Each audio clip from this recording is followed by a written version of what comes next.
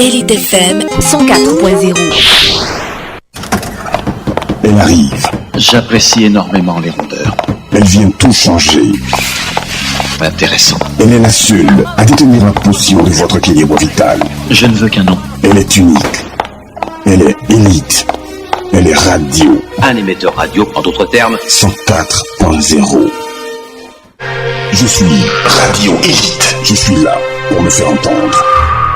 Celui qui me rejoint se fera entendre.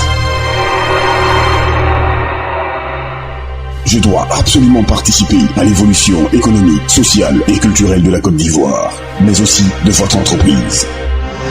Rejoignez-moi et faites-vous connaître. La cellule, la grande moisson du Seigneur Jésus-Christ de Nazareth. Le ministère messianique évangélique d'intercession, d'évangélisation et d'enseignement eschatologique, signe des temps derniers, présente l'émission L'Esprit de Jésus dans la cité. Tous les dimanches, de 8h à 9h15. Oratrice, la servante de Dieu, missionnaire enseignante, Madame Jeanne Baplou Déborah.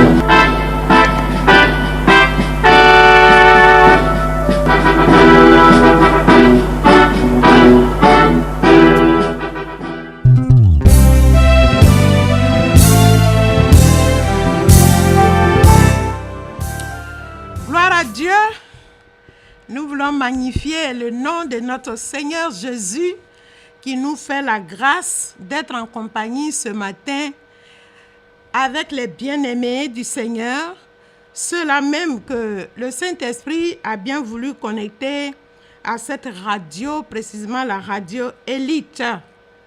En tout cas, soyez bénis pour vous qui êtes disponibles ce matin. Souvenez-vous, ensemble, je ne peux pas dire souvenez-vous, mais peut-être pour ceux qui étaient avec nous les mercredis. Nous voulons seulement vous dire que nous sommes à l'émission L'Esprit de Jésus-Christ dans la cité. Nous sommes la voix de celle qui crie dans le désert. Et nous sommes au 06 28 62 90 ou le 02 99 15 46. 06 28 62 90 02 99 15 46. Gloire à Dieu.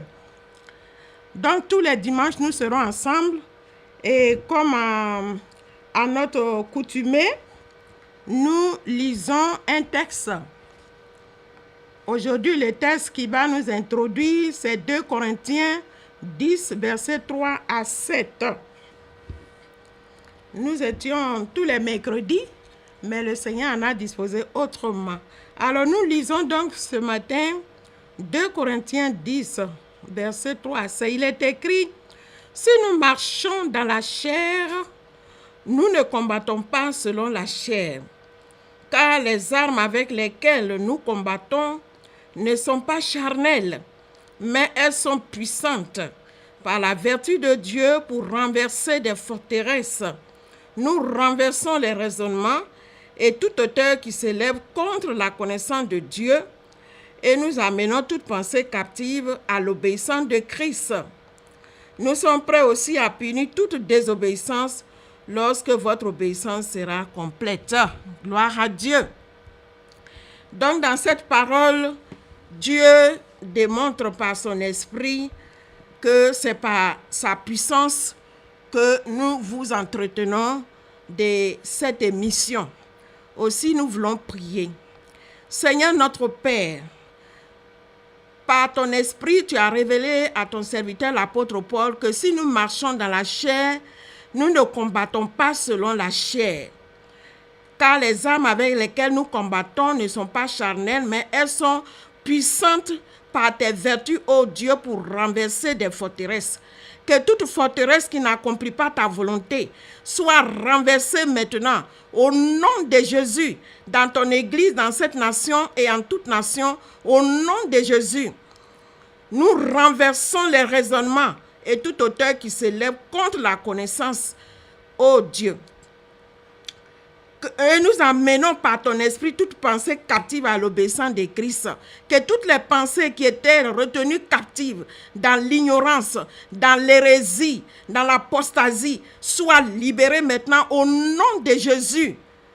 Et que Père éternel, selon que tu l'as déclaré, c'est quand notre obéissance sera parfaite que tu pourras châtier. Seigneur, rends-nous obéissants au nom de Jésus. Que notre obéissance soit parfaite. Seigneur, afin que notre obéissance soit parfaite, je me recommande à toi maintenant. Je me soumets à ton autorité maintenant. Que tout ce qui n'accomplit pas ta volonté dans ma vie soit brisé, renversé au nom de Jésus. Et que tu me remplisses maintenant de la plénitude de ton esprit, de sagesse, de connaissance, de révélation, afin que, Père, ton peuple soit nourri du pain qui vient d'en haut. Sois béni pour ce que tu le fais au nom de Jésus. Amen. Bien, comme nous le disions, nous sommes à l'émission L'Esprit de Jésus dans la cité. Alors, quel est l'objet de cette émission? Cette émission a pour objet de nous édifier dans les prophéties des temps de la fin, afin de nous préparer à la rencontre de notre Seigneur Jésus-Christ, qui a la responsabilité de faire paraître une église sans tache, ni ride, ni rien de semblable, devant la sainte face de Dieu le Père, en accomplissement d'Éphésiens 6, versets 26 à 27. Ça, c'est d'une part. D'autre part, le deuxième objet de cette émission, c'est d'étudier les épîtres des apôtres de Jésus, et plus particulièrement les épîtres de l'apôtre Paul, qui suscitent quelques controverses doctrinales au sein de l'Église de Jésus-Christ et éloignent de ce fait les cœurs non affermis de la véritable doctrine du Père, accomplie en Jésus-Christ et confirmée par lui-même quand il dit en Jean 7, 16 à 17, « Ma doctrine n'est pas de moi, mais de celui qui m'a envoyé. » Et nous sommes convaincus par l'Esprit de Christ que l'apôtre Paul est un défenseur accompli de la doctrine de Christ, comme il le témoigne en Actes 24, 14, quand il dit à Tertulle, gouverneur romain, face à ceux qui l'accusaient, « Je t'avoue bien que je sers le Dieu de nos pères selon la voie qu'ils appellent une secte, croyant à tout ce qui est écrit dans la loi et dans les prophètes. » Cette proclamation de l'apôtre Paul est en confirmation avec Matthieu 5, 17 à 20. Il ne devrait donc point avoir de divergence doctrinale. Malheureusement, comme l'a révélé l'apôtre Pierre en 1 Pierre 5, 16, qu'il y a dans les lettres de l'apôtre Paul des points difficiles à comprendre dont les personnes ignorantes et mal affermies tordent le sens comme celui des autres écritures pour leur ruine. L'Église de Christ se trouve de ce fait confrontée à une hérésie destructive qui conduit plusieurs loin de la pensée de Dieu. C'est donc dans la perspective que plusieurs de ceux qui sont simples d'esprit et humbles de cœur soient ramenés à la doctrine fondamentale de notre Seigneur Jésus-Christ, qui a payé le prix de notre rachat, que le Saint-Esprit nous fait la grâce imméritée d'animer cette émission. L'Esprit de Jésus-Christ dans la cité, afin d'établir le règne de Dieu dans nos cœurs en accomplissement de Matthieu 6, 9 à 10. Et c'est dans ce cadre que nous traitons ce thème, les fêtes de l'Éternel, leur implication spirituelle et leur date réelle de célébration. Il est à noter que nous traitons déjà ce thème dans les éditions précédentes depuis quelques semaines, chaque mercredi de 20h à 21h15. Nous avions résolu par l'Esprit de Dieu de ramener cette édition à tous les dimanches matins, premier jour de la semaine, de 8h à 9h15. Soyez donc les bienvenus, chers auditeurs et auditrices, que le Saint-Esprit a bien voulu connecter à ce programme, et toutes nos excuses à ceux à qui le changement d'horaire pose des désagréments. Rejoignons-nous dans l'amour du Seigneur et que la paix de Christ qui surpasse toute paix soit notre partage. Voilà donc situé l'objet de cette émission. Et donc nous voulons poursuivre notre thème d'enseignement, les fêtes de l'Éternel, leur implication spirituelle et leur date réelle de célébration. Vous savez que la parole déclare que la foi vient de ce qu'on entend. Et ce qu'on entend, les paroles de Dieu. Pourquoi parler des fêtes? Mais tout simplement parce qu'il est nécessaire que nous comprenions pourquoi l'Éternel a décrété ces fêtes-là. Et pourquoi ces fêtes, pourquoi les dates ont été brouillées. Et pourquoi l'Église ne tient pas trop compte de ces fêtes-là. Il est bon que nous le sachions. Je pense qu'en connaissant les raisons pour lesquelles nous banalisons ces fêtes-là, cela pourra susciter en nous la foi. Comme le Seigneur même l'a dit, que quand quelqu'un écoute la parole de Dieu, si cette parole-là tombe, si cette personne n'a pas compris plutôt cette parole-là, le malin vient et arrache cela. Mais celui qui a compris cette parole-là porte des épis de 100, de 60 et de 30. Gloire à Dieu. À titre de rappel donc, pour situer la problématique de ce thème, souvenons-nous qu'en Daniel 7, verset 23, il est écrit qu'il y aurait un quatrième royaume qui a des dents de fer avec 10 cornes et une corne différente des autres qui tenterait de changer le calendrier de Dieu, notamment les dates de ses fêtes et sa loi. Et nous sommes la génération qui a vu l'accomplissement de cette prophétie. Déjà au début du 4e siècle de notre ère, la date du culte hebdomadaire de l'Éternel a été modifiée par un empereur romain. Donc cette fête le culte hebdomadaire qui se célébrait au commencement de l'Église primitive, le 7e jour de la semaine qui est le sabbat, a été ramené à dimanche, en l'an 331 précisément, par l'empereur Constantin. Vous voyez, au 16e siècle, un calendrier a vu le jour et il surplanta tous les autres calendriers en s'imposant au monde moderne avec des dates, des fêtes en l'honneur de l'Éternel qui n'ont rien à voir, je dirais, qui n'ont aucun rapport avec les dates réelles révélées à Moïse en Égypte par l'Éternel. Vous savez que le premier calendrier qui régit les fêtes de l'Éternel a été révélé en Égypte. Ce n'est pas dans un autre pays. Et l'Égypte, c'est le continent africain. Et comme je me plais à le dire, le continent africain représente quelque chose de précieux pour Dieu.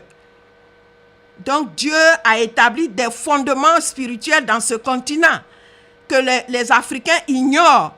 C'est pour cela que nous banalisons certaines choses. C'est pour cela que nous sommes confrontés aux troubles que nous vivons. Mais quand nous reviendrons à l'Éternel, quand les Africains reviendront à l'Éternel, quand ils établiront les fondements spirituels de l'Éternel des armées, vous verrez que les données vont changer. Gloire à Dieu. Et c'est là le défi que nous tentons de relever avec l'aide du Saint-Esprit en établissant ces fêtes dans leur date d'origine à travers ces enseignements que le Saint-Esprit a bien voulu nous révéler par pure grâce. Ces fêtes que nous étudions depuis quelques semaines sont au nombre de 10. Lévitique 23 et 25, Nombre 28 et 29, Exode 40 nous donne la liste exhaustive de toutes les fêtes de l'Éternel. Il s'agit précisément de l'offrande journalière. qui est célébré le premier jour de la semaine jusqu'au 6e jour de la semaine, c'est-à-dire du dimanche au vendredi, selon le calendrier grégorien. Donc, pendant les cultes publics que nous faisons le dimanche là, en fait, c'est l'offrande. Ça rentre dans le cadre de l'offrande journalière. Vous le verrez dans Actes 20, verset 7, que les disciples dans l'église primitive, dans Actes des apôtres, avaient observé ce premier jour de la semaine. Vous le verrez aussi là-bas, l'offrande journalière en Actes 2, 3, il est écrit là-bas que ceux qui avaient reçu la parole de Dieu le jour de la Pentecôte étaient continuellement ensemble tous les jours de la semaine et ils persévéraient dans les enseignements. Donc ça, c'est l'offrande journalière. Donc selon le calendrier biblique, le premier jour de la semaine, c'est le dimanche. Vous pourrez vérifier cela en Matthieu 28, verset 1 à 2. Pour ceux peut-être qui n'ont pas l'habitude de nos enseignements, nous disons que tout ce que nous disons, vous devez vérifier ça à la lumière de la parole de Dieu. Vous devez faire comme les gens de Béret. Parce que nous voulons, avec l'aide du Saint-Esprit, rétablir toutes choses selon la grâce que Dieu nous fait. C'est notre part dans l'édifice de Dieu. Notre part de ramener les choses dans l'ordre. Et pour cela, je vous exhorte à vérifier tout ce que je dis là à la lumière de la parole de Dieu. Bien, l'offrande hebdomadaire est célébrée le 7e jour de la semaine, qui est le sabbat de l'Éternel et qui correspond au samedi, selon le calendrier grégorien. Vous pourrez vérifier ça aussi dans Marc 16, verset 1-2. Il est écrit, quand le sabbat fut passé, le premier jour de la semaine, Salomé et les autres femmes sont allées acheter de l'huile pour aller oindre le corps de Jésus. Bien, donc là, il s'agit du culte hebdomadaire. Il a été institué depuis Genèse. Genèse 2, Exode 16, Exode 28 à 11. Donc cette fête-là, le sabbat, l'offrande hebdomadaire, on dit au 7e jour, Dieu se reposa, il sanctifia ce jour, il bénit ce jour. Et quand le peuple est sorti de l'Égypte aussi, dans le désert, en Exode 16, Dieu a rappelé ce sabbat. Quand ce peuple se plaignait de ce qu'il n'avait pas de viande à manger, qu'ils étaient fatigués de la manne qui descendait tous les jours, voyez, Dieu a dit, bien, vous allez manger de la viande. Mais pour pouvoir manger de la viande, c'est que chaque jour, vous irez ramasser la manne. Mais le 6e jour, vous devez prendre le double de ce que vous prenez d'habitude. Et le 7e jour, vous devez vous reposer. Et cette recommandation, et si vous lisez dans Exode 7, Dieu a dit, il avait donné ce commandement-là pour voir si le peuple allait obéir à sa parole. Et quand vous allez dans Exode 20, verset 8 à 11, Dieu a rappelé ce 7e jour. Il a dit, souvenez-vous du 7e jour, parce qu'il savait que au fil des temps, l'homme allait oublier ce 7e jour-là. Vous voyez? Bien. Alors, nous poursuivons pour dire que, et ce 7e jour-là, le Seigneur Jésus l'a observé. Il a observé selon l'esprit, de la manière dont ça devait être observé.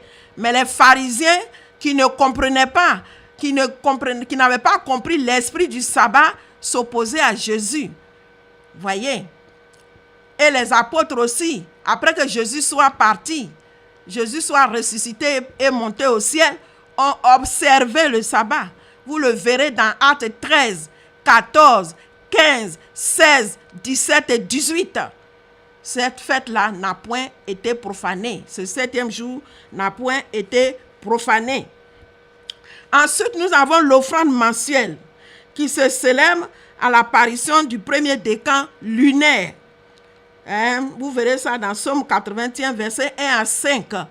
Donc, c'est cette offrande-là que les églises célèbrent. Bon, le premier, les autres, c'est le premier vendredi du premier mois. Bon, mais est-ce que ce vendredi-là correspond à l'apparition du décan lunaire? Donc, c'est pour ramener les choses dans l'ordre. Parce que le diable sait qu'en brouillant ces fêtes-là, il se moque de Dieu. Vous voyez? Il se moque des enfants de Dieu. C'est vrai, les enfants de Dieu sont sincères, ils veulent honorer leur Père. Mais comme les choses ne se font pas selon que Dieu le veut, alors c'est le diable qui récupère l'adoration. Parce que si nous faisons les choses de façon erronée, comme le diable est le menteur, lui se glorifie dans le mensonge. C'est lui qui est honoré. Et il se moque de Dieu et il se moque des fils de Dieu. Donc c'est afin que tous reviennent dans l'ordre. Bien. Ensuite, nous avons les fêtes annuelles qui sont la Pâque sans S. Ouais. La Pâque sans S, je précise, parce que la Pâque qui est dans les calendriers modernes, là, c'est avec S. Mais la Pâque dans la Bible ne porte pas d'S. Gloire à Dieu.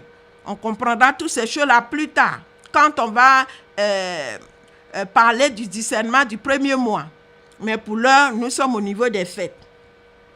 La semaine des pains sans levain, elle se célèbre le premier jour de l'année biblique. C'est-à-dire ces deux fêtes-là, la Pâque et la semaine des pains sans levain, se célèbrent au premier mois de l'année biblique, révélée à Moïse en Égypte. Exode 12, vous pourrez lire cela là-bas. La fête de la moisson ou de la Pentecôte, qui fut révélée donc en Exode 19. Ok? Exode 19 et puis confirmé plus tard dans Lévitique 23. Voilà. Donc la fête de la moisson ou de la Pentecôte est célébrée au 3e mois de l'année biblique révélée, soit 7 semaines plus un jour après la Pâque de l'Éternel sans S. Ensuite, la fête des tabernacles, qui est notre thème du jour. Elle est célébrée au 7e mois de l'année biblique. Et ensuite, nous avons la fête de la dédicace. Elle est célébrée au premier jour du mois de l'année biblique. Exode 40, Jean 10, verset 22. Vous verrez que Jésus était à cette fête-là. Nous aurons l'occasion de développer les implications spirituelles de cette fête-là. Ensuite, nous avons la fête des 7 ans. Et enfin, la fête des 50 ans, qui est le jubilé, que j'appelle la fête des nations. Au thème de cette liste, la fête qui retient notre attention aujourd'hui, c'est la fête des tabernacles.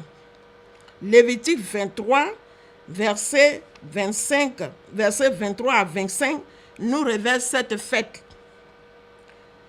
Contrairement à l'offrande journalière et l'offrande hebdomadaire, qui du point de vue spirituel célèbre la grâce de Dieu, l'amour de Dieu, manifesté et accompli par la passion de Christ, qui nous accorde le repos en Dieu, voire la réconciliation avec Dieu, et contrairement à l'offrande mensuelle, qui célèbre la souveraineté de Dieu, la puissance et la gloire de Dieu, de même que la fête de la Pâque, qui célèbre la fête des épis, donc de la conception du nouveau peuple de Dieu engendré par la parole de vérité, selon Jacques 1, 16 à 18, y compris la semaine des pains sans levain, qui consacre la vie de sainteté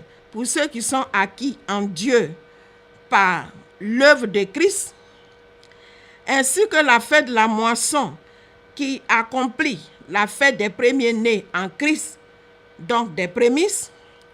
La fête des tabernacles, quant à elle, consacre la fête de la maturité de l'espèce. Alléluia. Vous voyez? Donc, nous avons énuméré les autres fêtes parce que nous les avons traitées. Donc, on les a déjà traitées et nous révélons ici, là, de façon succincte, les implications spirituelles de ces différentes fêtes-là. C'est sur le plan spirituel que représentent ces différentes fêtes.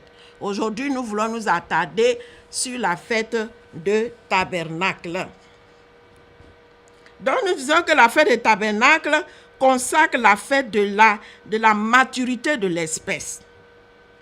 C'est en cela que la fête de tabernacle, sur le plan physique, célèbre la fête des fruits. Elle est énoncée en Lévitique 23, 40 à 41. Et nous voulons lire cela. Lévitique 23, voilà ce que le Seigneur dit. Il dit, l'Éternel parla à Moïse et dit, peut-être je commence en même temps au verset 23. L'Éternel parla à Moïse et dit, parle aux enfants d'Israël et dit, le 7e mois, le 1er jour du mois, vous aurez un jour de repos public au son, publié au son des trompettes et une sainte convocation. Vous ne ferez aucune œuvre servile et vous offrirez à l'Éternel des sacrifices consumés par le feu. Le verset 40 dit ici, vous prendrez le 1er jour du fruit des beaux arbres, des branches, des palmiers, des rameaux d'arbres touffus et des saules de rivière, et vous vous réjouirez devant l'Éternel votre Dieu pendant 7 jours. Vous célébrerez chaque année cette fête à l'Éternel pendant 7 jours. C'est une loi perpétuelle pour vos descendants. Vous la célébrerez le 7e mois. Voilà. Donc ici,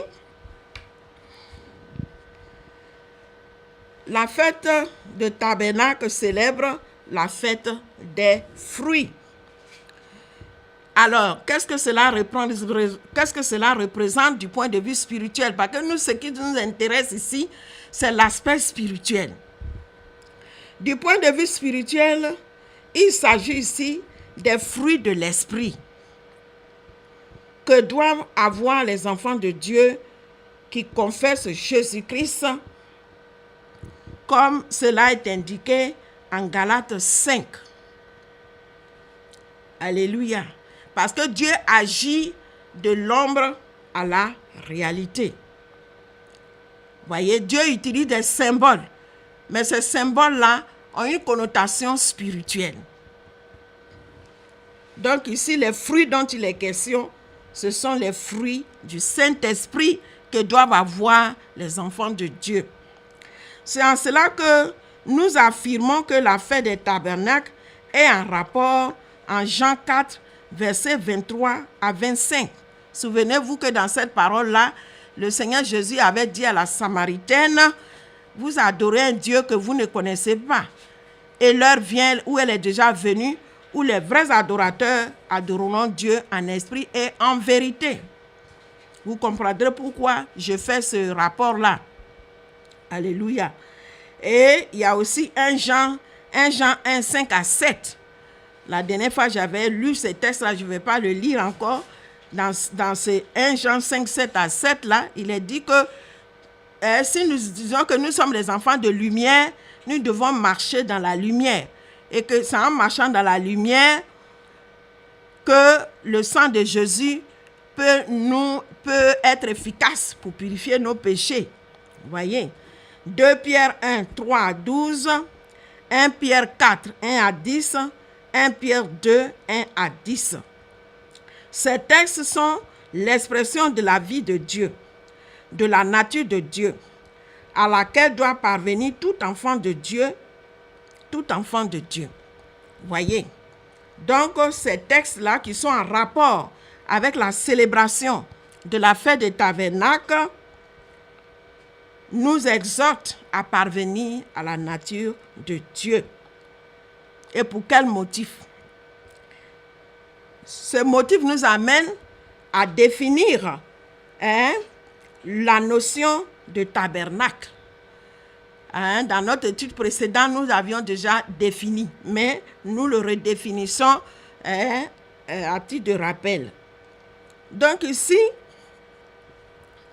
selon ce qui est écrit dans le dictionnaire littéral, il est dit que le tabernacle est un coffret fermé à clé dans lequel on dépose les hosties. Donc, ceux qui sont les frères catholiques savent ce que c'est les hosties, c'est les communions, voyez. Mais sur le plan spirituel, le tabernacle est défini comme le sanctuaire de Dieu, comme le temple de Dieu. Et c'est 2 Corinthiens 6, 14 à 16 qui nous instruit de cette parole-là. Voyez. Donc tous ceux qui croient en Jésus-Christ et qui marchent dans la justice de Dieu sont des tabernacles de Dieu, sont des sanctuaires de Dieu. C'est pourquoi nous disons que la célébration de cette fête-là que cette fête-là célèbre la maturité de l'espèce, donc ceux qui sont matures. Et que cette fête aussi, en tant que célébration des fruits, est en rapport aussi avec les fruits de l'esprit que doivent avoir chaque enfant de Dieu. Comme cela est exprimé dans Galates 5. Voyez, Paul dit là-bas que les œuvres de la chair sont opposées aux œuvres de l'esprit. Et il décrit les œuvres de la chair. Voyez. Bien. Ceci dit, la fête des tabernacles est célébrée au 7e mois de l'année biblique, révélée à Moïse en Égypte, comme nous l'avons énoncé tantôt en Lévitique 23, versets 23 à 39. Ce 7e mois n'est pas fortuit. C'est-à-dire ce n'est pas au hasard. Dieu n'a pas décrété cette fête-là au 7e mois au hasard. Voyez?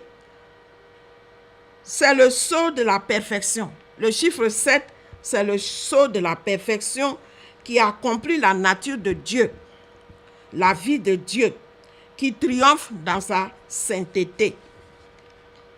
Ainsi, la commémoration de la fête des tabernacles nous prépare à l'enlèvement de l'Église. Voyez?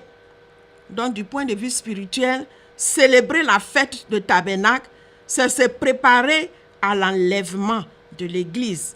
Vous savez que dans nos précédentes émissions, pour ceux qui nous suivent depuis le mois de mars, avril là-bas, nous avions traité, au mois de mai-juin, nous avions traité le retour de Jésus, mythe ou réalité.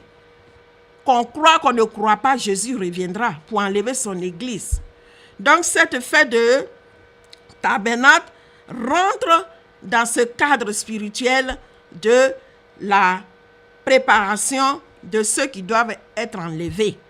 C'est pourquoi nous disons que par l'Esprit de Dieu, que cette fête a un rapport avec l'adoration de Dieu en esprit et en vérité.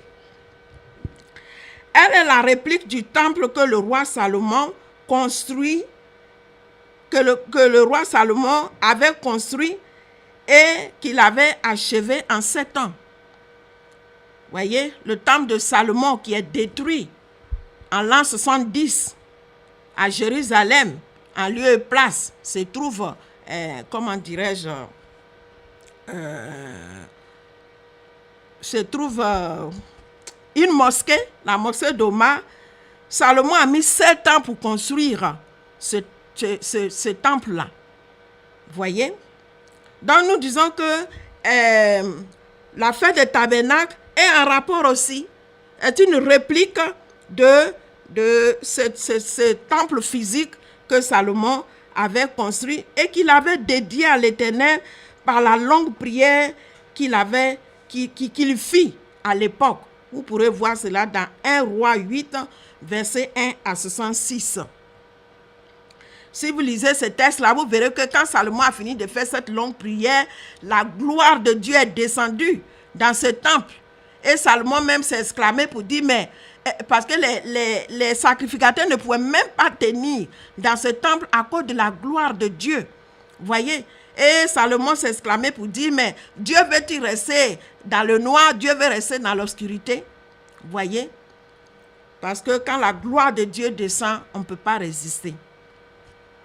Spirituellement, la fête des tabernacles est également l'accomplissement de la révélation des fils de Dieu, tel énoncé en Romains 8, versets 19 à 20.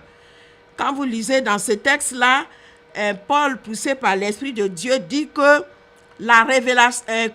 l'humanité entière attend la révélation des fils de Dieu pour qu'elle aussi parvienne à la liberté glorieuse des enfants de Dieu. Voyez. Ainsi donc, la fête de tabernacle consacre l'image de Dieu en ceux qui croient en l'œuvre de Christ et qui marchent dans la crainte de Dieu par une vie de pureté. Vous savez qu'au commencement de la création, Dieu a dit « Faisons l'homme à notre image et à notre ressemblance ». Donc Dieu persévère encore avec nous. Quoique le péché ait été commis par Adam et Ève, Dieu ne s'est pas lassé de réaliser son objectif. Vous voyez? Donc, la fête de tabernacle consacre l'étape de la sanctification, comme cela est écrit en Hébreux 12. Vous voyez? Où il est écrit là-bas que sans sanctification, nul ne verra Dieu. Vous voyez? Aucun fruit donc non affermi et de mauvaise qualité ne sera admis dans la présence de Dieu. On peut le lire dans Jérémie 24, 1 à 10. Donc je vous disais que Dieu agit de l'ombre à la réalité. Dieu prend les choses quotidiennes, les choses que nous visons, les choses que nous voyons, les choses avec lesquelles nous vivons pour faire passer son message. Alléluia. Donc ici, quand je lis dans Jérémie 24, 1, 10, là, écoutez ce que Dieu dit à Jérémie. Il dit, « L'Éternel me fit voir 2 paniers de figues posés devant le temple de l'Éternel. Après que Nebuchadnezzar, roi de Babylone, eut amené de Jérusalem et conduit à Babylone Jéconia, fils de Joachim, roi de Juda, les chefs de Juda, les charpentiers et les serruriers, l'un des paniers contenait de très bonnes figues, comme les figues de la première récolte, et l'autre panier de très mauvaises figues qu'on ne pouvait manger à cause de leur mauvaise qualité. L'Éternel me dit, que vois-tu, Jérémie? Je répondis, des figues. Les bonnes figues sont très bonnes et les mauvaises sont très mauvaises et ne peuvent être mangées à cause de leur mauvaise qualité. Vous voyez, la parole de l'Éternel me fut adressée en ces mots.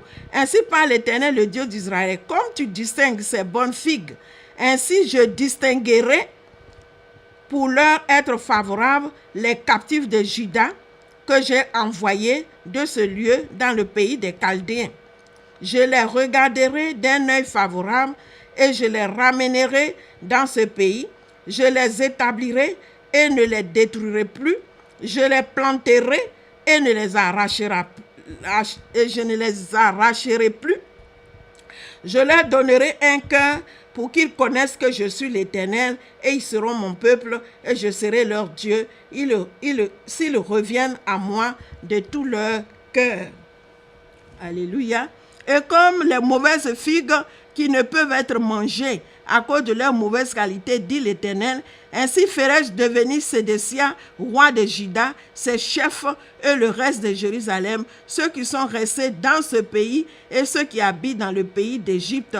Je les rendrai un objet de froid, de malheur pour tous les royaumes de la terre, un sujet d'opprobre, de sarcasme et de raillerie et de malédiction dans tous les lieux où je les chasserai. J'enverrai parmi eux l'épée, la famine et la peste jusqu'à ce qu'ils aient disparu du pays que j'avais donné à eux et à leur père.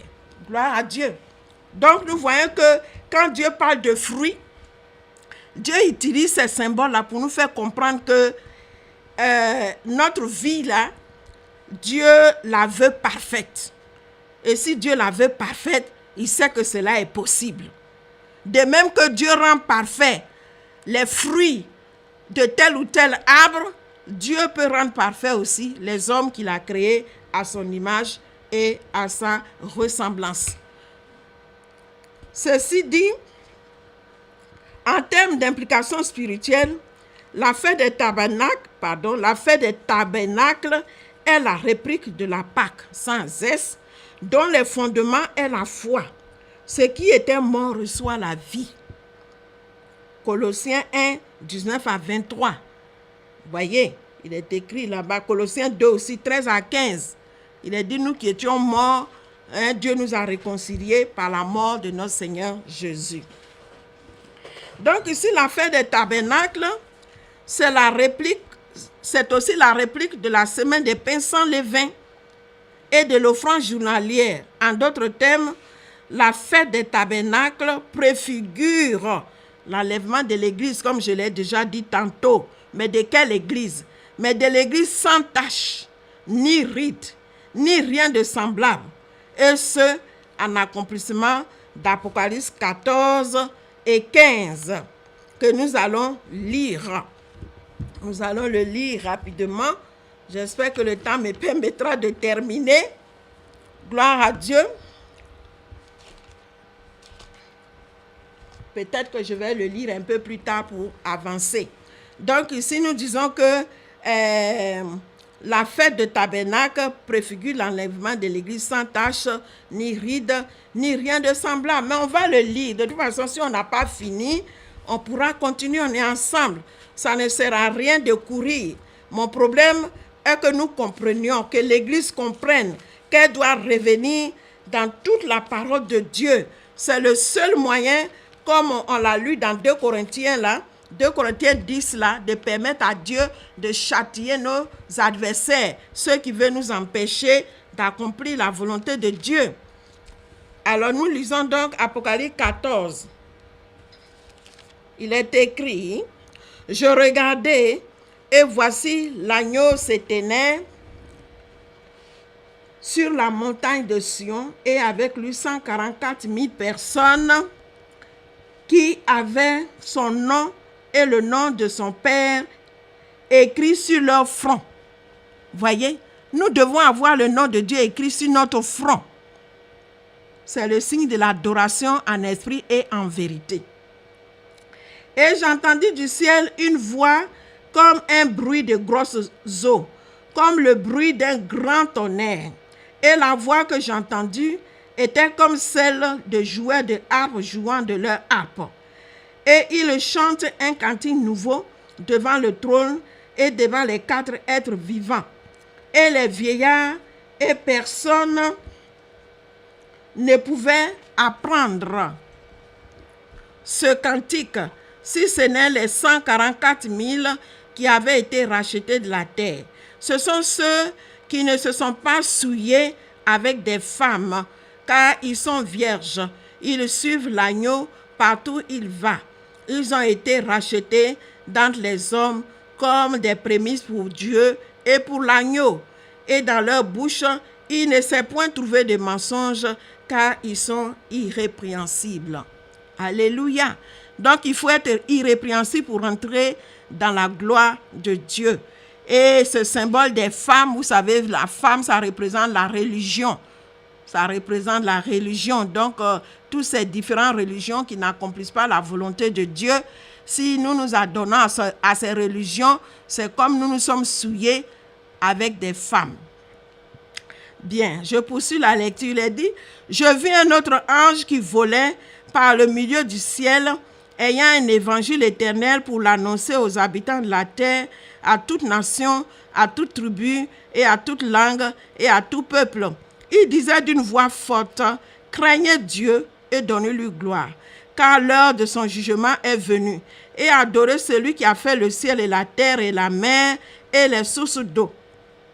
Et un autre ange, un second ange, suivit en disant: elle est tombée, Babylone la grande, qui a abreuvé toutes les nations du vin de la fureur de son impudicité.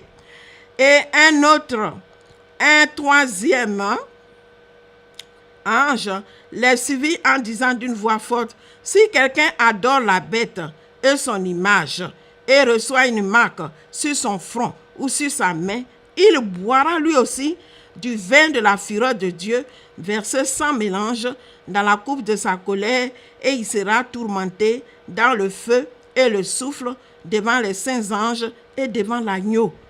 Vous comprenez ici? Il dit: si quelqu'un adore la bête, c'est-à-dire si on demeure dans l'hérésie, si on demeure dans l'apostasie, si on demeure dans la séduction, nous portons automatiquement l'image de la bête.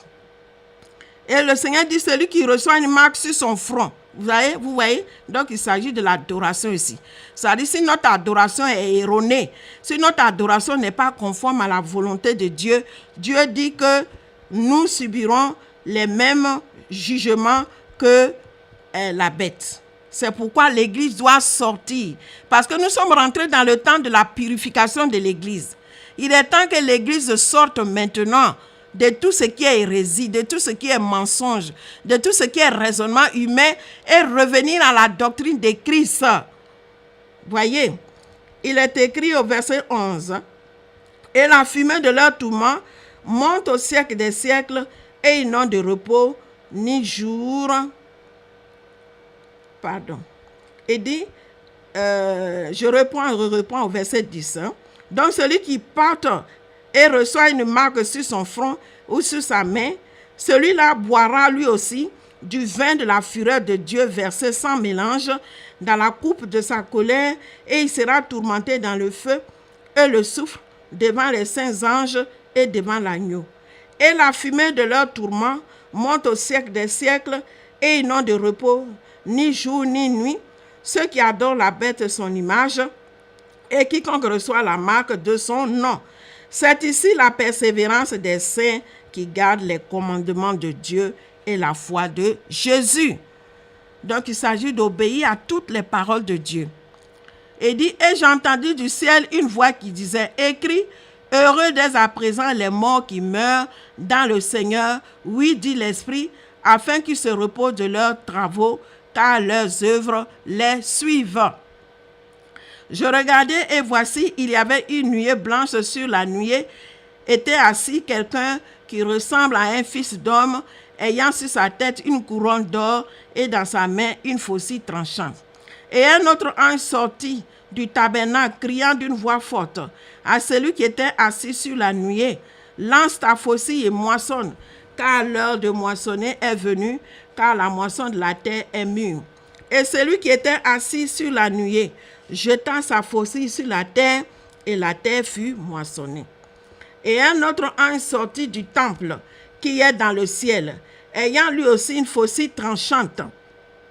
Et un autre ange qui avait autorité sur le feu sortit de l'autel et s'adressa d'une voix forte à celui qui avait la faucille tranchante, disant, lance ta faucille tranchante et vendange les grappes de la vigne, de la terre, car les raisins de la terre sont mûrs. Vous voyez? Gloire à Dieu. Et l'ange jeta sa faucille sur la terre, et il vendangea la vigne de la terre, et il jeta la vendange dans la grande cuve de la colère de Dieu. Donc l'église va être épurée. C'est ceux qui auront gardé la parole de Dieu telle que Dieu l'a révélée qui pourront entrer dans son règne. Et la cuve fut foulée hors de la ville, et du sang sortit de la cuve jusqu'aux morts des chevaux sur une étendue de 1600 stades. Chapitre 15, il est écrit, puis je vis dans le ciel un autre signe grand et admirable, 7 anges qui tenaient 7 fléaux, les derniers, car par eux s'accomplit la colère de Dieu. Et je vis comme une mer de verre mêlé de feu, et ceux qui avaient vaincu la bête et son image et le nom de son nom, debout sur la mer de verre, ayant des harpes de Dieu. Alléluia. Et ils chantent le cantique de Moïse, le serviteur de Dieu, et le cantique de l'agneau, en disant, tes œuvres sont grandes et admirables, Seigneur, Dieu Tout-Puissant, tes voies sont justes et véritables, Roi des nations. Alléluia. Cantique de Moïse, qui est le symbole de l'Ancien Testament, et l'agneau, qui est le symbole du Nouveau Testament. C'est toute la Bible dans son entièreté. Il dit, je poursuis et puis je vais arrêter. Il dit, et qui ne craindrait Seigneur, je reprends, et il chante le cantique de Moïse, le serviteur de Dieu, et le cantique de l'agneau en disant, tes œuvres sont grandes et admirables, Seigneur, Dieu Tout-Puissant, tes œuvres sont justes et véritables, Roi des nations. Qui ne craindrait Seigneur et ne glorifierait ton nom, car seul tu es saint, et toutes les nations viendront et se prosterneront devant toi parce que tes jugements ont été manifestés. Après cela, je regardais, et le temple du tabernacle, vous comprenez, du témoignage, fut ouvert dans le ciel. Et les 7 anges qui tenaient les 7 fléaux sortis du temple, revêtus du lin pur, éclatant et ayant des ceintures d'or autour de la poitrine. Et l'un des 4 êtres vivants donna aux 7 anges 7 coupes d'or pleines de la colère de Dieu qui vit au siècle des siècles. Et le temple fut rempli de fumée à cause de la gloire de Dieu et de sa puissance. Et personne ne pouvait entrer dans le temple jusqu'à ce que les 7 fléaux des 7 anges fussent accomplis. Voilà donc ce que représente la fête de Tabernacle, en ce que elle prépare, elle préfigure l'enlèvement de l'Église sans tache. Donc c'est ceux qui auront porté le sceau de Dieu, la marque de Dieu sur leur front et sur leurs mains. Ceux qui se seront trouvés sans tache, ni rides, ni rien de semblable, c'est eux qui auront accès à la gloire de Dieu. Et à partir de cette gloire-là, Dieu pourra châtier maintenant les rebelles. C'est pourquoi l'Église doit revenir dans toute la parole de Dieu. Il nous reste encore 5 minutes pour la première partie de cet enseignement et nous voulons poursuivre. Voyons dès à présent le chronogramme de célébration de la fête de Tabernacle. Cette fête qui est célébrée au 7e mois, précisément entre le mois de juin et juillet, selon le calendrier grégorien, et non en septembre, comprend 3 étapes. Donc, la fête de Tabernacle, en Israël, les gens célèbrent ça au mois de septembre. Mais là encore, c'est une hérésie que nous aurons l'occasion de démontrer. Alléluia. Sinon, le 7e mois, selon le calendrier biblique révélé à Moïse, correspond au mois de juin et le mois de juillet. Entre le mois de juin et juillet. Parce que l'apparition lunaire est toujours à cheval sur 2 mois. Donc, nous aurons l'occasion de démontrer tout cela avec l'aide du Saint-Esprit. Bien, donc, nous disons que le premier jour, c'est une sainte convocation. Lévitique 23, 25, c'est la fête des trompettes. Le Seigneur dit ce premier jour-là, on doit sonner des trompettes. Elle célèbre la fête de la lumière au son des trompettes. Souvenez-vous qu'en Genèse 1, 5, c'est le premier jour que Dieu a dit que la lumière soit et la lumière fut. Voyez, Jean 8, 12 aussi, Jésus dit quoi? Il est la lumière du monde. Matthieu 5, 14, 16, quand vous lisez là-bas, Dieu dit quoi? Nous sommes la lumière du monde. Alléluia. Colossiens 1, 9 à 20 aussi, il est parlé de Jésus-Christ, qui représente, qui est cette lumière manifestée. Jean 1, 1 à 9 aussi, quand vous lisez, on dit au commencement était la lumière était avec Dieu ensemble. Au commencement était la parole était avec Dieu, et cette parole était la lumière du monde, qui est venue, et les siens l'ont reçue. À ceux qui ne l'ont pas reçue, elle leur a donné le pouvoir de devenir enfants de Dieu. Romains 8, 19 à 20, Genèse 1, 14, 15, 14, 19, c'est ce jour-là aussi que Dieu a créé les 2 luminaires. Donc cette fête-là célèbre tout ce qui est en rapport avec la lumière. Dieu agit donc de l'ombre à la réalité. Ce premier jour révèle la gloire de Dieu dans l'univers. C'est ce premier jour-là que Dieu s'est révélé à l'humanité. On a dit quoi? Il y avait les ténèbres sur la surface de la terre. Et l'Esprit de Dieu se mouvait sur les eaux et Dieu dit que la lumière soit et la lumière fut. Donc c'est ce jour-là qu'on est en train de célébrer. C'est pourquoi Dieu dit on doit le faire au son des trompettes. Il commémore la séparation de la lumière d'avec les ténèbres. C'est pourquoi il précède toutes les fêtes annuelles, les offrandes journalières et mensuelles. Donc nous voulons nous arrêter là ce matin. Le dimanche prochain, nous allons poursuivre la 2e étape de cette fête de Tabernacle. On a beaucoup de choses à dire sur la fête de Tabernacle. Souvenons-nous que notre mission est composée en 2 parties. Première partie, enseignement. Deuxième partie, présentation de la personne de Jésus. Mais avant qu'on arrive à la présentation de la personne de Jésus, on vous donne la possibilité d'intervenir. Et c'est pour cela, nous, tout à l'heure, on va mettre un peu de musique pour nous permettre de souffler tous. Et vous pourrez appeler au 06 28 62 90 si vous avez des précisions ou des préoccupations à exprimer. Voilà, que Dieu vous bénisse. Après, je prierai la prière quand le cantique sera, énoncé.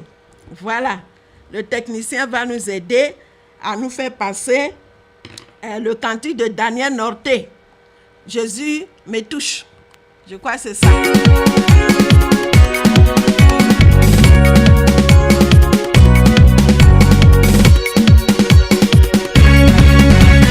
J'ai choisi de suivre Jésus tout le temps de ma vie sur terre. Même si le monde me rejette, je sais que mon sauveur Jésus-Christ m'aime toujours. Même si le monde me rejette, je sais que mon sauveur Jésus-Christ m'aime toujours. Alléluia, hey. Est-ce qu'on peut lever les mouchoirs pour Jésus? Louez Jésus. Comme ça, c'est ça, comme ça. En Jésus, il va.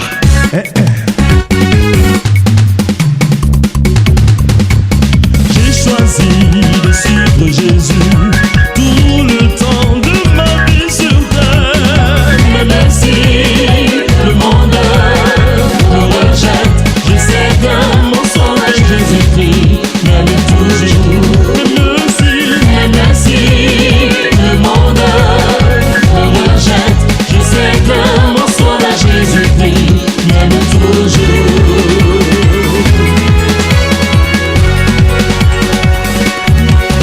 Il y a un pouvoir pour guérir.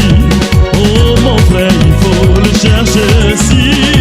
C'est le mot qui sera sauvé, il est en Jésus-Christ. Si tu le trouves, c'est le mot qui sera sauvé, il est en Jésus-Christ. Cherche-le. Cherchez Jésus-Christ, cherchez Jésus-Christ, cherchez Jésus-Christ. Si tu le trouves, c'est le mot qui sera sauvé, il est en Jésus-Christ. Cherche-le. Cherchez Jésus-Christ, cherchez Jésus-Christ, cherchez Jésus-Christ. Si tu le trouves, c'est le mot qui sera sauvé, il est en Jésus-Christ. Jonas,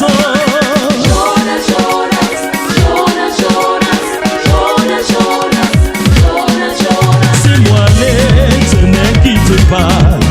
Écoute Jonas, je n'ai doute point. Oui, c'est moi l'Éternel qui te parle.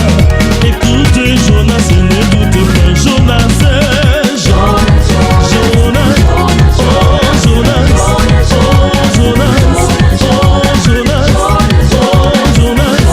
oh Jonas, oh Jonas. Louez, louez, louez, louez, louez, louez, louez, louez, louez Dieu.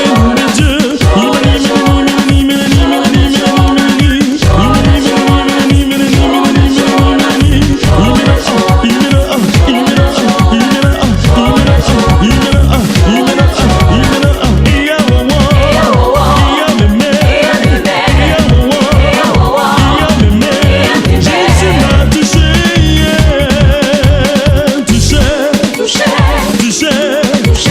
touché par sa puissance, touché par sa victoire, touché par son amour, touché.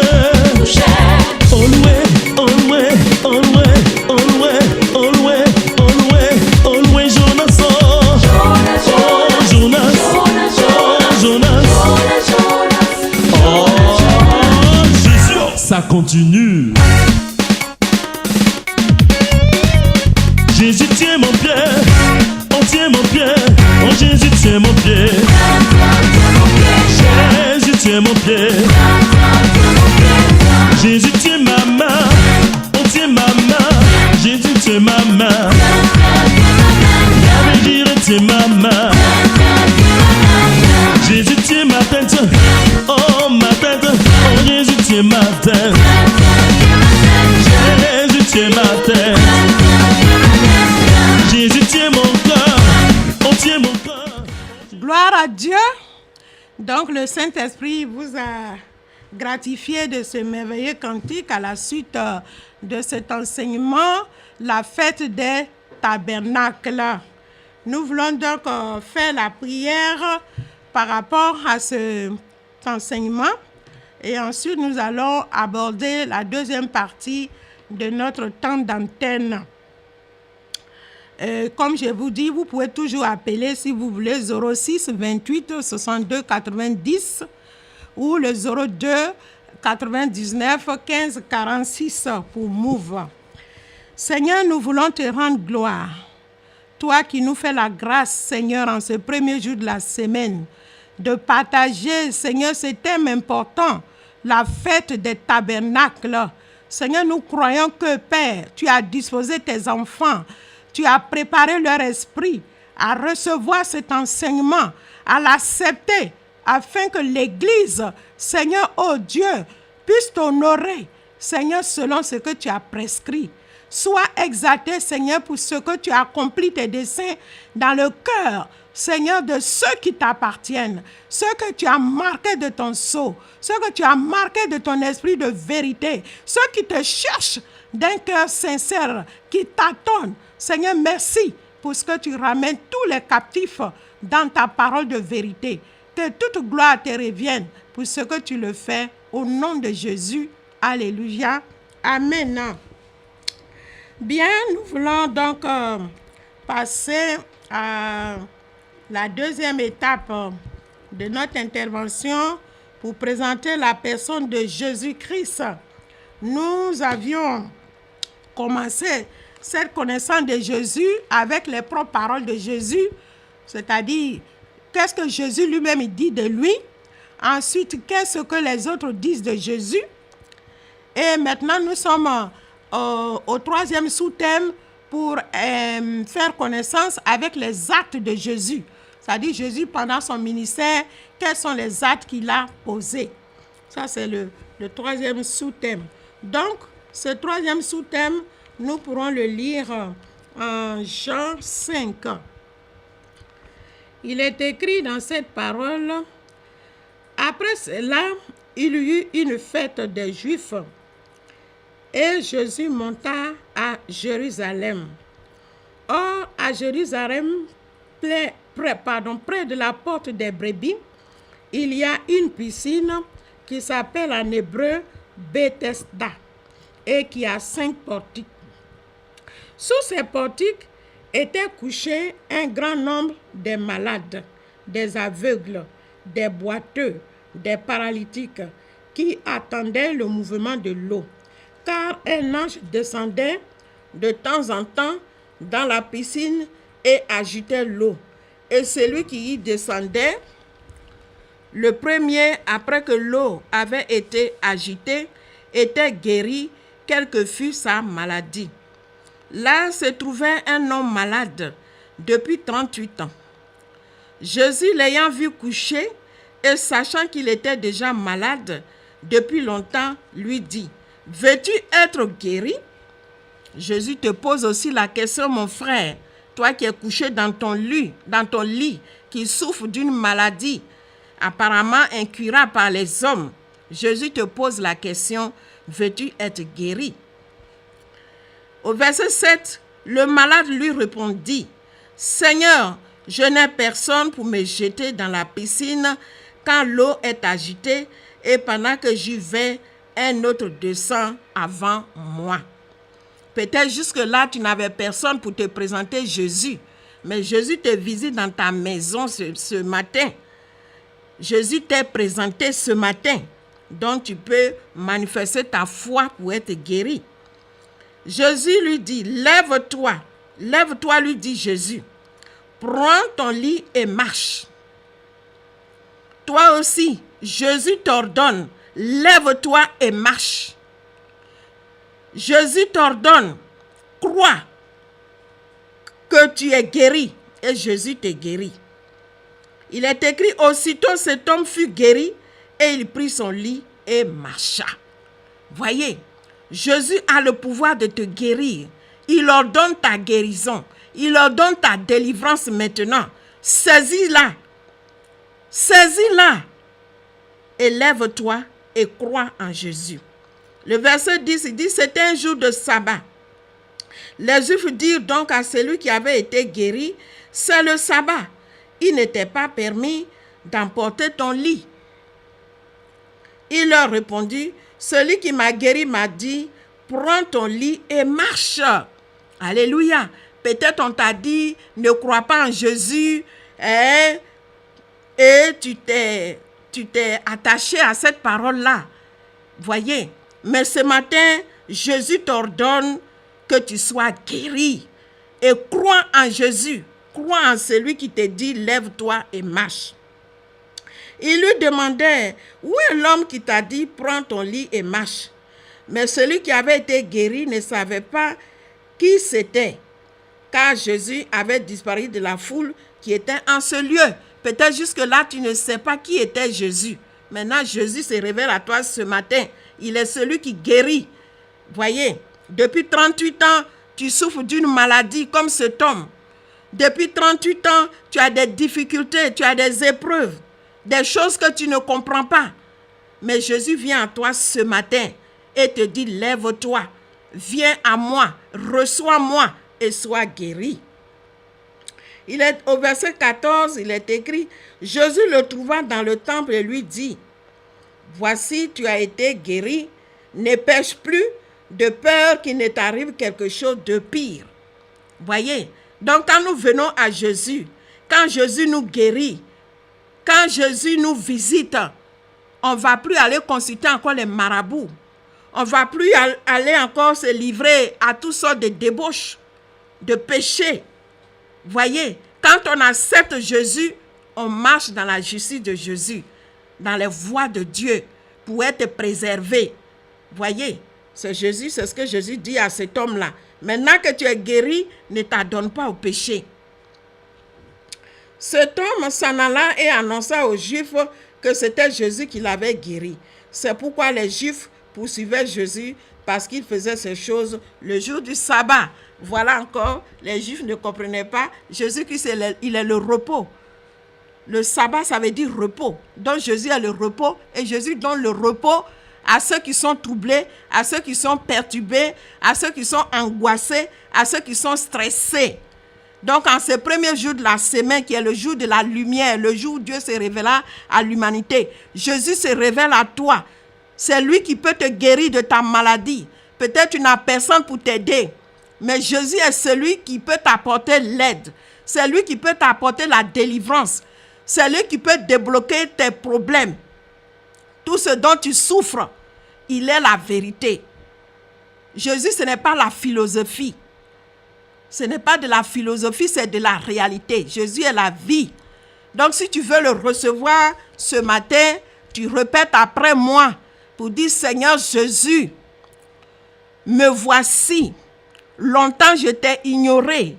Longtemps, j'étais malade. Longtemps, j'étais troublé. Longtemps, j'étais angoissé. Longtemps, j'étais stressé. Mais aujourd'hui, tu me donnes la guérison. Aujourd'hui, tu m'apportes la délivrance. Seigneur Jésus, je veux te recevoir. Je te reçois maintenant. Prends ma vie. Pardonne mes péchés. Pardonne mes péchés, Jésus. Reçois-moi dans ton royaume. Accueille-moi dans ton royaume. Marque-moi de ton sceau.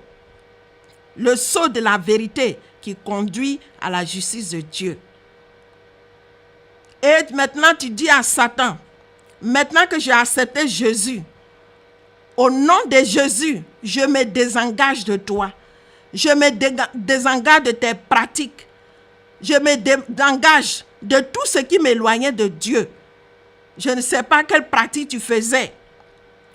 Si tu te confiais au marabout, à l'occultisme, à toutes sortes de choses ténébreuses, ce matin, tu confesses tout cela et tu dis, je me désengage de toi, Satan, et de tes démons.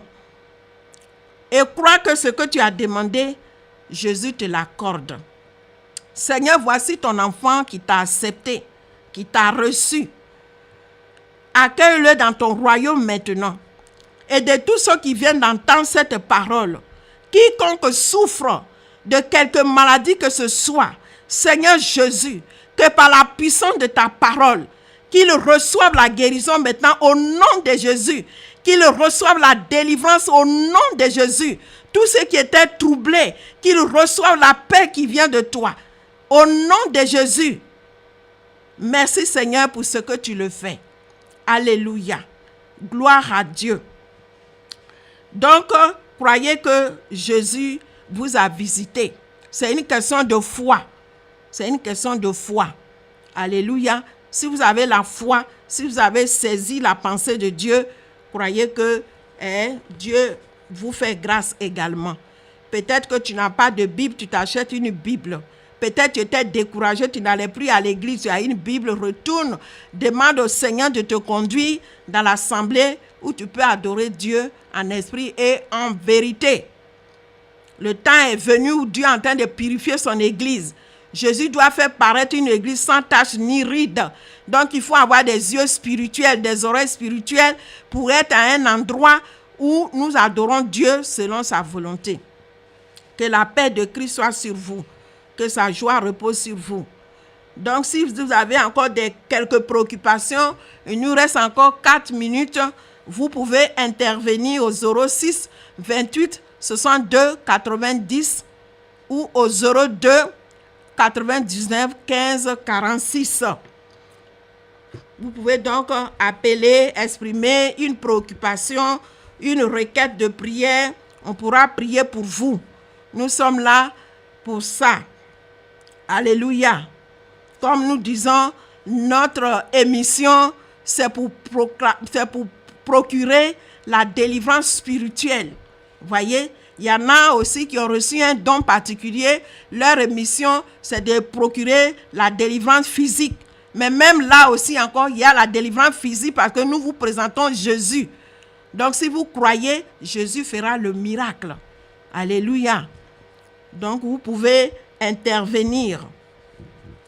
Sinon, nous allons prier encore pour notre nation, la Côte d'Ivoire. Seigneur, nous voulons te bénir. Seigneur, nous voulons te louer pour notre nation, la Côte d'Ivoire. Tu vois les tribulations. Seigneur, tu vois tout ce que nous vivons. Mais c'est en toi, Seigneur, que nous nous confions. C'est toi qui as dit en Psaume 33, Seigneur mon Dieu, dans les versets 8-9 là-bas, que tu es celui qui anéantit les desseins des nations, les projets des peuples et qui fait subsister tes desseins à toi. Seigneur, que les desseins que tu avais résolus pour cette nation, longtemps à l'avance, soit cela qui soit manifesté, révélé au cœur de tes enfants. Selon que tu as dit, heureux le peuple dont l'Éternel est Dieu. Seigneur, tu es notre Dieu. Nous croyons en toi. Seigneur, accorde la paix qui vient de toi dans cette nation. Accorde la paix dans les cœurs. Au nom de Jésus, donne-nous ton esprit de réconciliation, que nous puissions nous réconcilier, Seigneur, d'un cœur sincère. Au nom de Jésus, que ta paix qui surpasse toute paix soit notre partage.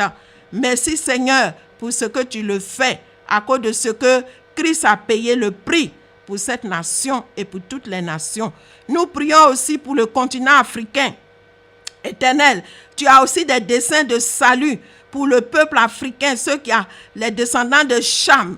Tu as dit dans ta parole en Ésaïe 19 que un temps vient où les Égyptiens vont se convertir. Ils vont crier à toi. Ils vont te faire des vœux. Ils vont les accomplir. Et toi, tu vas guérir, Seigneur, les Égyptiens. Les Égyptiens, ce sont les descendants de Cham. Seigneur, merci de ce que tu as accompli cette prophétie. Mon Dieu, mon roi, que des enfants à la mamelle, jusqu'aux plus vieux, aux plus riches, aux plus indigents, tous se répandent, se convertissent. Seigneur, mon Dieu, que tous ensemble nous crions à toi et que tu guérisses notre continent de tous les maux. Seigneur, mon Dieu, sois exalté parce que tu as promis aussi de visiter les Assyriens qui sont les descendants d'Abraham par Ketura et Agar. Seigneur mon Dieu, que la puissance de ton esprit les visite et qu'ensemble nous devenons un seul peuple uni à Israël, Seigneur, pour manifester ta gloire sur la terre. Sois exalté pour ce que tu le fais au nom de Jésus. Nous voulons prier aussi pour cette radio, Seigneur, qui nous accueille. Oh, cette radio qui permet que ta parole soit libérée, Seigneur, sans contrainte. Béni soit ton nom pour le fondateur. Que que ta grâce repose sur sa vie. Et tous ceux qui y travaillent, Seigneur, ton serviteur aussi qui est là, le technicien, tiens, qui est avec nous, Seigneur, que ta puissance se répande sur sa vie, afin que ce qui doit être manifesté dans sa vie pour ta gloire le soit. Au nom de Jésus. Béni soit ton nom pour ton église, à qui tu accordes, Seigneur, de revenir à toi au nom de Jésus. Merci, Père. Nous avons partagé ta parole.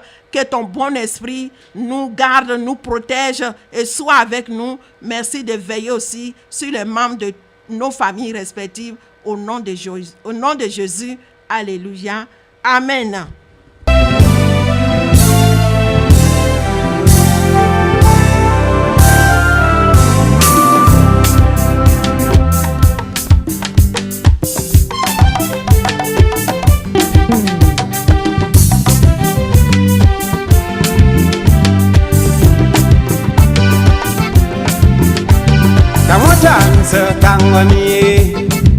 Iya soko yu anameda zoboninga boyo